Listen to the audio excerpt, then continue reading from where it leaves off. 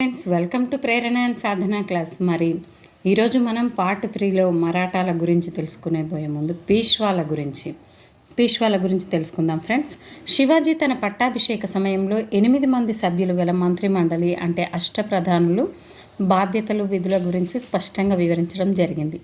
మనం ఇంతవరకు చూసాం కదా, అష్టప్రధానులు ఎవరెవరో అనేది కూడా. ఛత్రపతి తర్వాత పీష్వా చాలా ప్రధానమైన వ్యక్తి. పరిపాలనలో ఇతనిదే అగ్రస్థానం. శివాజీ కాలంలో మోరోపంత్ త్రయంబక్ అనగానే మన గోదావరి నది జన్మస్థలం గుర్తుకొస్తుంది. నాసిక్ త్రయంబకేశ్వర్ కదా. అదేవిధంగా ఇక్కడ శివాజీ కాలంలో మోరోపంత్ త్రయంబక్ మొదటి పీష్వాగా నియమించబడ్డాడు. కింది వారిలో మొదటి పీష్వా ఎవరు అని అడిగే ఛాన్సెస్ ఉన్నాయి ఫ్రెండ్స్, కాబట్టి గుర్తుపెట్టుకోండి. శివాజీ వారసులు కూడా పరిపాలనలో పీష్వాలపైనే చాలా ఎక్కువగా ఆధారపడ్డారు. తారాబాయితో జరిగిన అంతర్యుద్ధంలో సాహు విజయం సాధించి ఛత్రపతిగా సింహాసనం అధిష్ఠించడంలో నాటి పీష్వా బాలాజీరావు. ఈయన ఛత్రపతిగా ఆడానికేమో పీష్వా బాలాజీరావు కీలక పాత్ర పోషించాడు. కానీ మొదటి పీష్వా మాత్రం మొదటి మోరోపంత్ త్రయంబక్. ఓకే, ఛత్రపతి కావడానికి మాత్రం బాలాజీ విశ్వనాథ్. ఇతని కాలం నుంచే పీష్వాలు మరాఠా సర్దారులందరిలో అగ్రగణ్యులయ్యారు. ప్రధానులందరిపైన కాకుండా ఛత్రపతి కంటే కూడా పీష్వా అధికుడనే భావనను బలపరిచే విధంగా పీష్వా పదవిని బాలాజీ విశ్వనాథ్ తీర్చిదిద్దాడు. మొత్తం మీద మరాఠా చరిత్రలో 1713 నుండి 1818 వరకు 7 పీష్వాలు. ఏడ్చినట్టు అనుకోండి, 7 కానీ ఏడ్చినట్టు లేరు, వీళ్ళు గ్రేట్గా ఉన్నారు కాబట్టి 7 పీష్వాలు. బాలాజీ విశ్వనాథ్ 1713 నుండి 20 వరకు. ఇక్కడ కూడా 7 ఉంది ఫ్రెండ్స్. బాలాజీ విశ్వనాథ్ కొంకన్ తీరంలోని, మీకు కొంకన్ అంటే తెలుసు కదా, గోవా మరియు మహారాష్ట్రకు ఉన్న బార్డరే కొంకన్ తీరం.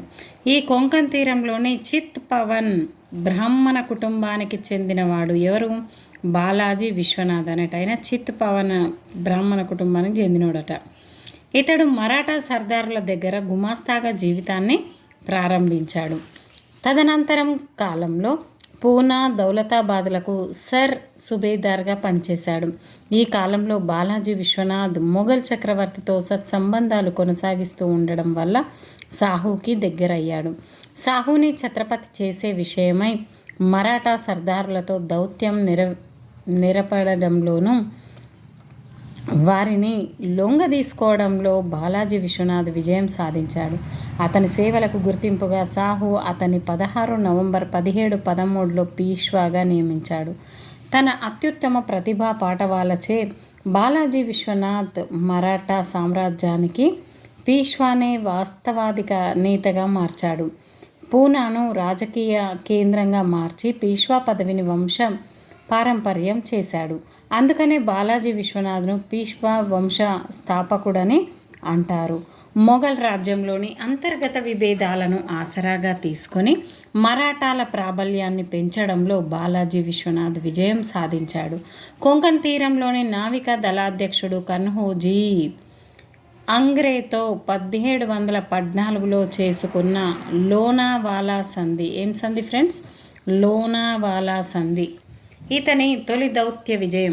కొంకన్ తీరంలోని నావికా దళాధ్యక్షుడు కన్హోజీతోని అంగ్రేతో చేసుకున్న లోనావాలా సంధి ఇతని తొలి దౌత్య విజయం. దీని ద్వారా కన్హోజీ సాహుని ఛత్రపతిగా అంగీకరించాడు. కన్హోజీ అనే అతనట సాహుని ఛత్రపతిగా అంగీకరించాడు. దక్కన్ ప్రాంతంలో చౌత్ సర్దేశ్ముఖ్లను వసూలు చేసుకునేలా మొఘల్ సేనాని జుల్ఫికర్ ఖాన్ ప్రేరేపించాడు. మొఘల్ చక్రవర్తి ఫారూక్ సియార్ను సింహాసనం నుంచి తప్పించే విషయంలో సయ్యద్ సోదరులతో బాలాజీ విశ్వనాథ్ 1715లో ఒక సంధి కుదుర్చుకున్నాడు. మరి దీని ప్రకారం శివాజీ సంపాదించిన ప్రాంతాలన్నింటినీ సాహుకి తిరిగి ఇవ్వడంతో పాటుగా దక్కన్లోని 6 మొఘల్ సుభాలతో చౌత్ సర్దేశ్ముఖి వసూలు చేసుకునే హక్కును మహారాష్ట్రలు సంపాదించుకున్నారు. అందుకు ప్రతిఫలంగా మొఘలులకు ఏటా 10 లక్షల కప్పం కట్టడానికి 15,000 అశ్విక దళంతో మొఘలులకు సహాయం చేయడానికి మహారాష్ట్రలు ఒప్పుకున్నారు. ఈ విధంగా మహారాష్ట్రుల ప్రభావం కేవలం దక్కన్లోనే కాకుండా యావత్ భారతదేశం అంతటా వ్యాపించింది. మరి బాలాజీ విశ్వనాథ్ 1719లో సయ్యద్ హుస్సేన్ అలీ ఖాన్తో కలిసి నేరుగా ఢిల్లీని సందర్శించి ఫారూక్ సియార్ను గద్దెదించడంలో సయ్యద్ సోదరులకు బాసటగా నిలిచాడు. ఈ విధంగా ఈ విజయంతో మొఘలులు బలహీనపడుతున్నట్లు ఉత్తర భారతదేశం వైపు తాము విస్తరించగలమనే విశ్వాసం మరాఠాలకు కలిగింది. బాలాజీ విశ్వనాథ్ రాజ్య ఆర్థిక పరిస్థితిని మెరుగుపరిచారు. మరాఠా సర్దారులను ఒకే తాటిపైకి తీసుకొచ్చేందుకు ఇతను ఒక కొత్త పథకాన్ని ప్రవేశపెట్టాడు. దీని ప్రకారం మరాఠా సర్దారులు తాము వసూలు చేసిన చౌత్ పన్నులో 2/3 అంటే 2/3 తామే ఉంచుకొని కేవలం 1/3 మాత్రమే పీష్వాకు చెల్లించాలంటే 1/3 మాత్రమే ఇయ్యాలి అని అనుకున్నాయి. ఈ విధానం వల్ల అధిక సంఖ్యలో మరాఠా సర్దారులు పీష్వా వైపు ఆకర్షితులైనారు. మొదట్లో ఈ పథకం చక్కగా పనిచేసిన తదనంతర కాలంలో మరాఠా రాజ్య పతనానికి ఇది కూడా ఒక కారణమైంది. అసమానమైన సేవకుడు, మహారాష్ట్ర సామ్రాజ్య ద్వితీయ స్థాపకుడిగా కీర్తించబడ్డ బాలాజీ విశ్వనాథ్ 1720లో మరణించాడు.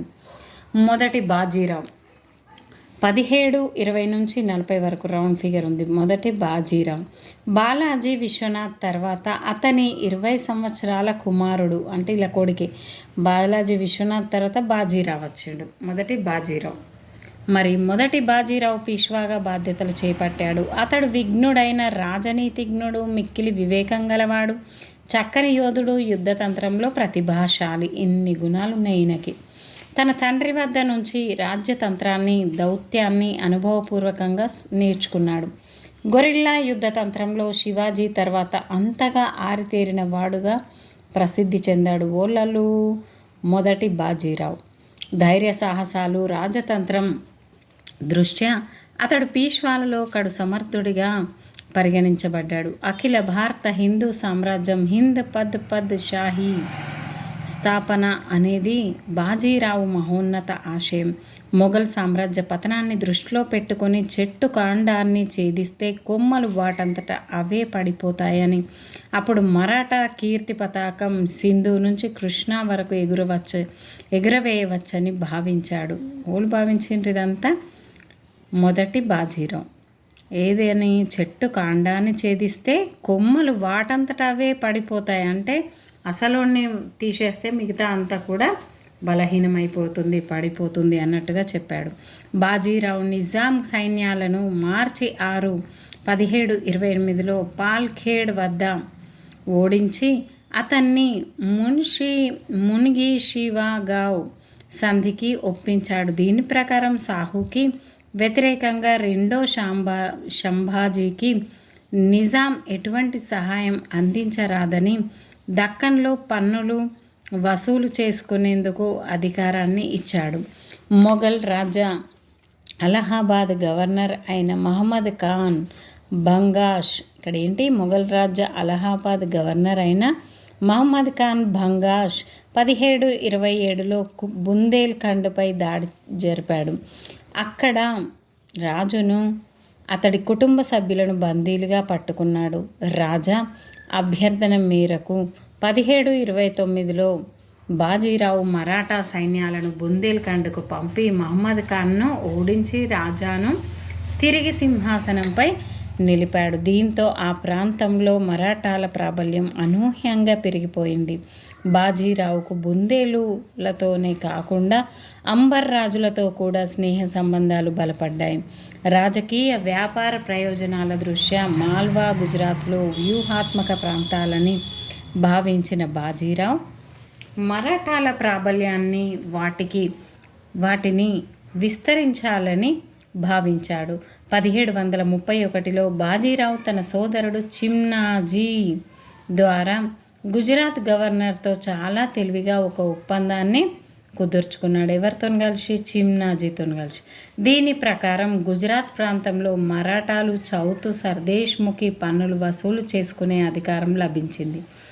బాజీరావు రాజపుత్రుల సహకారంతో 1735 నాటికి మాల్వాను జయించాడు.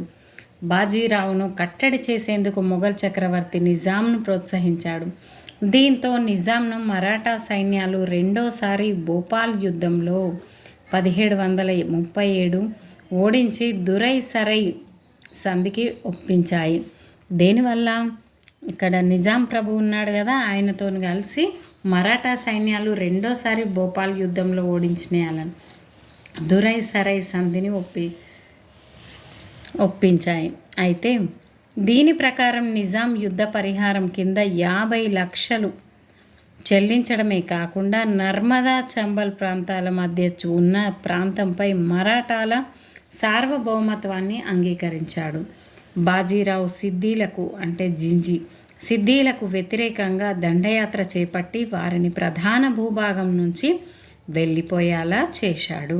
పోర్చుగీసు వారిని 1739లో ఓడించి సాల్సెట్టి బేసిన్ ప్రాంతాలను ఆక్రమించాడు. దీంతో మరాఠాల ప్రతిష్ట మరింత పెరిగింది. సరిగ్గా అదే సమయంలో ఉత్తర భారతదేశంలో నాదిర్ షా దండయాత్ర జరుగుతుండడంతో మరాఠాల దృష్టి కొంకణ్ తీరం నుంచి ఉత్తర భారతం వైపు మళ్ళింది. దీంతో ఉత్తర కొంకణ తీర ప్రాంతం ఆక్రమణ పూర్తి చేశాడు. మహారాష్ట్ర నాయకులందరికీ కలిపి మొదటి బాజీరావు ఒక కూటమిగా చేర్చాడు. మరి ఈ కూటమికి మహారాష్ట్ర సమ్మేళనం అని పేరు. వీరిలో ముఖ్యులు నాగాపూర్ కేంద్రంగా భోన్స్లేలు, బరోడాలో గైక్వాడ్లు, ఇండోర్లో హోల్క్వార్లు, గ్వాలియర్లో సింధియాలు. బోన్స్లే బోన్స్ ఉన్నట్టుండదు కదా నాగుపాముకు బోన్స్ అట్లా. బరోడా గైక్వాడ్. ఇంట్లో హోంవర్క్లు అని పెట్టుకోండి. గ్వాలియర్లో సింధి. ఈ సమ్మేళనానికి పీష్వా అధిపతి బాజీరావు తన 42వ ఏట అంటే ఏప్రిల్ 1740లో మరణించారు. తన 20 సంవత్సరాల పాలనా కాలంలో ఉత్తర భారతదేశంలో ప్రాంతాలను కూడా జయించి మరాఠా రాజ్యాన్ని సామ్రాజ్యంగా మార్చే ప్రయత్నం చేశాడు.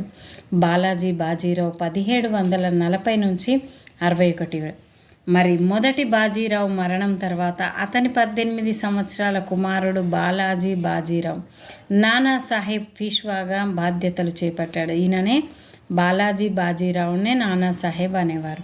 ఇతడి తండ్రి అంతటి సమర్థుడు కాడు. ఇతడు ఎల్లప్పుడూ తన బంధువైన సదాశివరావు బావో సలహాలపైన ఆధారపడేవాడు. బాజీరావు మరి పదవీ బాధ్యతలు చేపట్టిన వెంటనే తన తండ్రి ఆశయాన్ని పూర్తి చేయదలిచాడు. మాల్వా ప్రాంతం మీద పూర్తి పరిపాలనా అధికారంతో పాటుగా న్యాయపరమైన హక్కులు సంపాదిస్తూ మొదటి మొఘల్ చక్రవర్తి నుంచి ఫర్మానాను కూడా సంపాదించాడు. తదనంతరం ఏం చేసిండట, బుందేల్ఖండ్ ప్రాంతాన్ని కూడా జయించాడు. బాజీరావు నాయకత్వంలోని మరాఠా సర్దార్లు అనేక కొత్త ప్రాంతాలను జయించారు. రఘోజీ భోన్స్లే మధ్య భారతాన్ని జయించి బెంగాల్పై దండయాత్రలు జరిపాడు. దీంతో బెంగాల్ నవాబ్ అలీవర్ధన్ ఖాన్ ఒరిస్సాను దత్తం చేసి బెంగాల్, బీహార్లతో కూడిన రాష్ట్రానికి చౌత్ సర్దేశ్ముఖి పన్నులను చెల్లించడానికి ఒప్పుకున్నాడు. మహారాష్ట్రలు 1757లో అహ్మద్ అబ్దాలీ ప్రతినిధి నుంచి ఢిల్లీ ప్రాంతాన్ని జయించాడు. 1758లో పీష్వా తమ్ముడైన రఘునాథరావు అంటే రఘోబా పంజాబ్ను వశం చేసుకొని అక్కడి నుంచి అహ్మద్ అబ్దాలీ రాజప్రతినిధిని తరిమివేశాడు. ఈ విధంగా మూడో పీష్వా హయాంలో మరాఠాల అధికారం భారతదేశం ఒక కొన నుంచి మరో కొన వరకు విస్తరించింది. తమ ఆధీనంలో లేని ప్రాంతాల నుంచి కూడా మరాఠాలు చౌత్ సర్దేశ్ముఖి పన్నులను వసూలు చేశారు. ఇలాంటి సమయంలో అహ్మద్ అబ్దాలీ మరాఠాలను మూడో పానిపట్ యుద్ధంలో ఓడించాడు. ఈ ఓటమి మహారాష్ట్ర అధికారానికి ప్రాభవానికి తీవ్ర విఘాతమైంది. ఈ పరాజయంతో కుంగిపోయిన పీష్వా కొద్ది కాలానికే 1761లో మరణించాడు. బాజీరావు పాలనా కాలంలో మరాఠాల అధికార ప్రాబల్యం ఉచ్చస్థితికి చేరుకొని అన్ని వైపులకు విస్తరించింది. పాలనా వ్యవస్థలో శాశ్వత పద్ధతులను ప్రవేశపెట్టాడు. అధునాతన ఆయుధాలు, ఐరోపా తరహా శిక్షణతో సైన్యాన్ని ఆధునీకరించాడు. మరి మరాఠేతరులకు కూడా సైన్యంలో చేర్చుకున్నాడు. అయినప్పటికీ అఖిల భారత సింధు సామ్రాజ్యం హిందూ పద్ షాహీ అనే లక్ష్యం నెరవేరలేదు. ఆంగ్లేయుల విజృంభణను అరికట్టడంలో సమర్థవంతంగా వ్యవహరించలేకపోయాడు. మూడవ పానిపట్ యుద్ధం 1761. మరి మొదటి పానిపట్ యుద్ధం 1526లో బాబరు ఇబ్రాహిం లోడి, 1556లో హేమూకి అక్బర్కి. మరి మూడో పానిపట్ యుద్ధం గురించి తెలుసుకుందాం. 1761. మరి ఆధునిక భారతదేశ చరిత్ర గతిని మలుపు తిప్పిన యుద్ధాల్లో ఒకటి మూడవ పానిపట్ యుద్ధం. మూడవ పీష్వా తమ్ముడైన రఘునాథరావు రఘోబా అహ్మద్ అబ్దాలీ రాజ్యంలో భాగంగా ఉన్న పంజాబ్ ఆక్రమించి అతని రాజ్య ప్రతినిధిని తరిమివేశాడు. దీంతో అహ్మద్ అబ్దాలీ మహారాష్ట్రులపై పెద్ద సైన్యంతో దండెత్తాడు. చారిత్రాత్మకమైన పానిపట్ యుద్ధ భూమిలో జనవరి 14, 1761 తేదీన ఇరు సైన్యాల మధ్య తీవ్ర యుద్ధం జరిగింది. యుద్ధ విశేషాలు: మహారాష్ట్ర సైన్యాధ్యక్షుడిగా సదాశివరావు అంటే బావో సాహెబ్, మూడవ పీష్వా కుమారుడైన విశ్వాసరావు ఉప సైన్యాధ్యక్షుడిగా వ్యవహరించాడు. బావో సమర్థుడైన వ్యక్తి, కానీ అతని అహంకారం, గర్వం కారణంగా తన సేనా నాయకుల మాటలను వినక పెడదెవిన పెట్టాడు. ఈ విధంగా ముఖ్యంగా జాట్ల నాయకుడైన సూరజ్మల్ ప్రత్యక్ష యుద్ధం అంటే బహిరంగ యుద్ధం వద్దని, గెరిల్లా యుద్ధమే తమకు లభిస్తుందని చెప్పినా వినలేదు. తన మాటలు లెక్క చేయనందుకు సూరజ్మల్ తన సైన్యంతో వెనుదిరిగాడు. మరోవైపు అహ్మద్ అబ్దాలీ రోహిల్లాలు అవధ్ నవాజ్ల సహకారాన్ని సకాలంలో పొందగలిగాడు. అబ్దాలీ తెలివిగా మరాఠా సైనిక శిబిరాన్ని చుట్టుముట్టి వారికి ఆహార పదార్థాలు అందకుండా వ్యూహం పన్నాడు. దక్కన్ నుంచి రాకపోకలను పూర్తిగా స్తంభింపజేశాడు. 2 నెలల పాటు మరాఠా సైన్యాలు తీవ్ర బాధలకు గురి అయ్యాయి. ప్రత్యక్ష యుద్ధంలో అంతగా ప్రావీణ్యం లేని మరాఠా సైన్యం చిత్తుగా ఓడిపోయింది. విశ్వాసరావు, సదాశివరావు వంటి వీరులు సైతం మరణించారు. దాదాపు 2 లక్షలకు పైగా మరాఠా సైనికులు ప్రాణాలు కోల్పోయారు. 1000 మందికి పైగా క్షతగాత్రులయ్యారు. ఈ విధంగా మరి మరాఠా పాలన అనేది క్షీణించింది. మరి ఫలితాలు: మూడో పానిపట్ యుద్ధంలో ఓటమి కొంతవరకు మహారాష్ట్రుల అధికారాన్ని, ప్రాభవాన్ని అంతమొందించింది. అఖిల భారత హిందూ సామ్రాజ్య స్థాపన అనే ఆశయం నెరవేరలేదు. మహారాష్ట్రులు ముస్లింలు బలహీనమైనందున ఆంగ్లేయులకు తమ అధికారాన్ని విస్తరించుకునే అవకాశం కలిగింది. పరోక్షంగా బ్రిటిష్ వారు ఈ యుద్ధం వల్ల లాభపడినట్లయింది.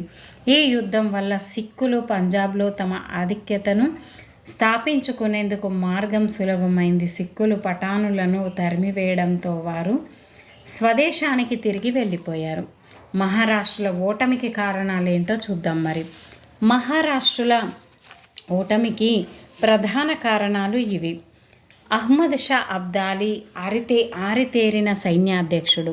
అతని సైన్యం ఆయుధాలలో క్రమశిక్షణ మహారాష్ట్రుల కంటే ఉత్తమమైంది. బావో గర్విష్టి. అతడు ఇతరుల సలహాలను లక్ష్యపెట్టలేదు. మహారాష్ట్రులు జాట్ల సలహాలు విననందున వారి అభిమానాన్ని, సహాయాన్ని కోల్పోయారు. మరోవైపు అహ్మద్ షా అబ్దాలీ రోహిల్లాలు అవధ్ నవాబ్ సహకారాన్ని సకాలంలో పొందగలిగాడు.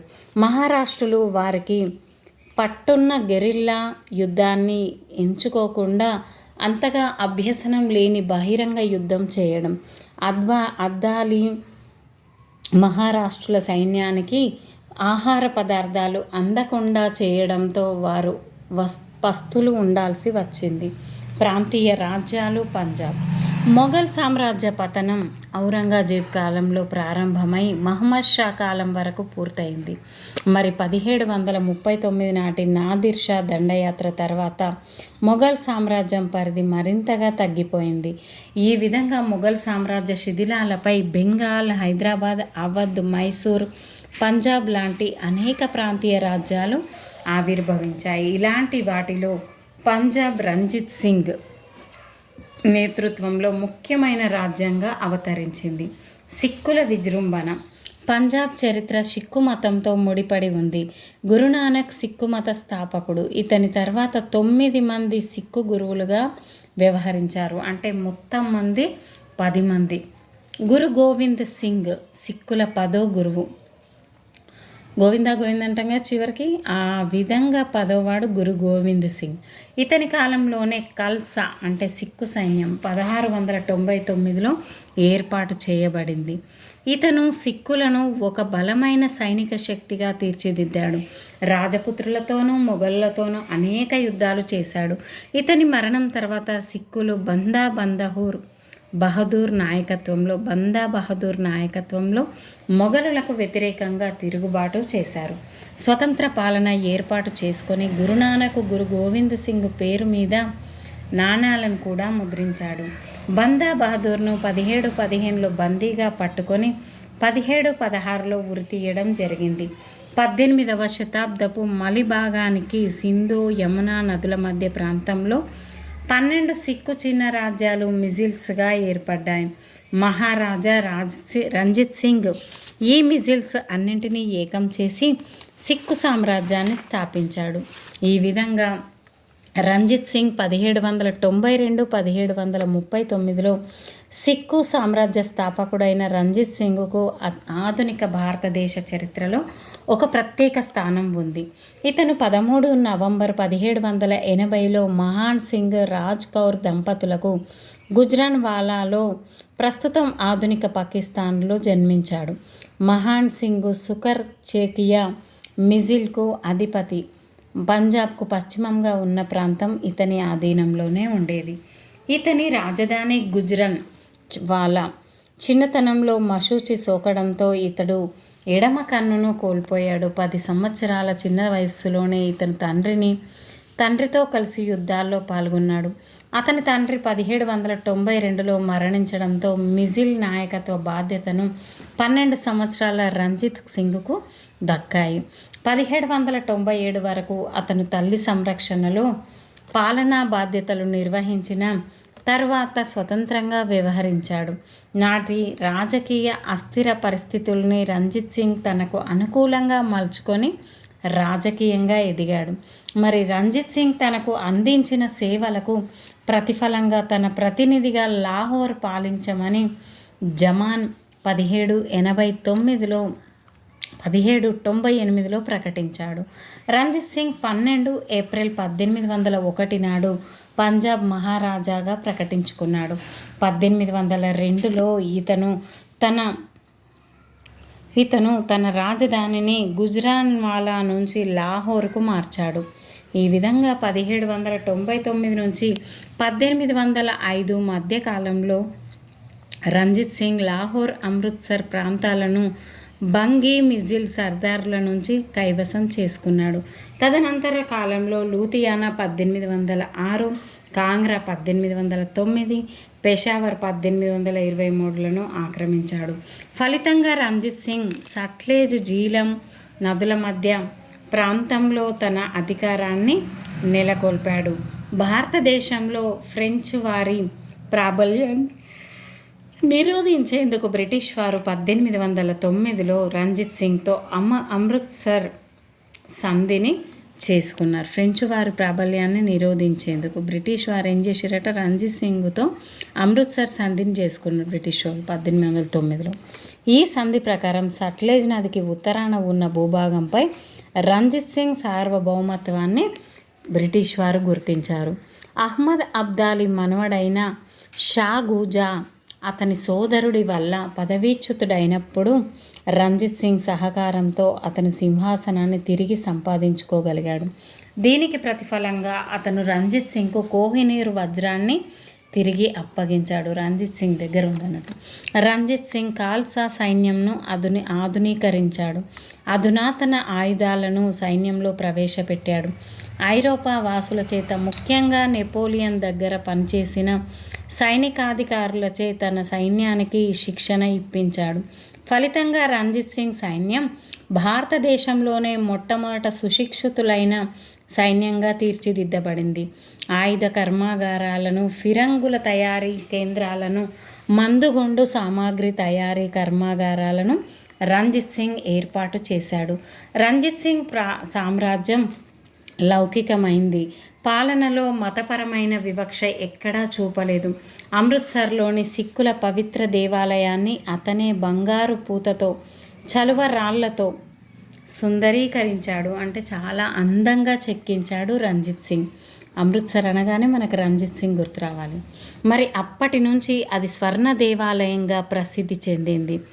ఈ విధంగా అలాగే వారణాసిలోని కాశీ విశ్వనాథుని దేవాలయ గోపురానికి బంగారు తాపడం కోసమని 820 కిలోల బంగారాన్ని రంజిత్ సింగ్ 1839లో బహుకరించాడు.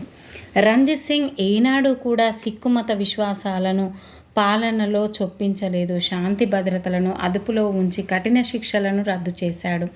రంజిత్ సింగ్ 27 జూన్ 1839 మరణించాడు. అతని వారసుడిగా కరక్ సింగ్ పదవీ బాధ్యతలు చేపట్టాడు. అతని మరణం తర్వాత పంజాబ్ రాజ్యంలో రాజకీయ అస్థిర పరిస్థితులు, అంతర్యుద్ధం ఏర్పడింది. దీన్ని అదనుగా తీసుకొని British East India Company Anglo Sikh యుద్ధాలకు తెరలేపింది. ఈ విధంగా రెండో ఆంగ్లో సిక్కు యుద్ధం తర్వాత బ్రిటిష్ వారు దులీప్ సింగ్ నుంచి పంజాబ్ను ఆక్రమించుకున్నారు. రెండో ఆంగ్లో సిక్కు యుద్ధం రెండో టైంలో దిలీప్ సింగ్ అని గుర్తుపెట్టుకోండి నుంచి పంజాబ్ను ఆక్రమించాడు. ఈ విధంగా మనకి మరాఠాల కాలం అనేది కంప్లీట్ అవ్వడం అనేది జరిగింది. మరాఠాల తర్వాత సిక్కులు రావడం, పీష్వా రావడం, శివాజీ తర్వాత పీష్వా. ఆ తర్వాత మనకి సిక్కులలో ముఖ్యమైనటువంటి వాడు రంజిత్ సింగ్ గురించి చెప్పుకోవడం జరిగింది friends. Thank you friends, thank you everyone. ఈ లెసన్ మీకు అర్థమయ్యే ఉంటుంది అనుకుంటున్నాను. మరి ½ అన్ అవర్ కేటాయిస్తే ఈ టాపిక్ మీకు వస్తుంది కాబట్టి దీన్ని జీకే కరెంట్ అఫైర్స్లో కానీ లేదా మన సోషల్ లెసన్గా కానీ మీరు తీసుకోవచ్చు. ఎందుకంటే అమృత్సర్ని గోల్డెన్ టెంపుల్గా మార్చింది ఎవరంటే రంజిత్ సింగ్. అదేవిధంగా వారణాసికి ఎంతో బంగారాన్ని ఇచ్చి రంజిత్ సింగ్ గోపురానికి బంగారు పూతతో దిద్దడం జరిగింది. Thank you friends. ఈ విధంగా ఎంతో గొప్ప చక్రవర్తులు మన భారతదేశాన్ని పరిపాలించిన ఘనత మన భారతీయులకే ఉంది. Okay friends, thank you everyone. Keep smiling. Please like, share, subscribe my channel.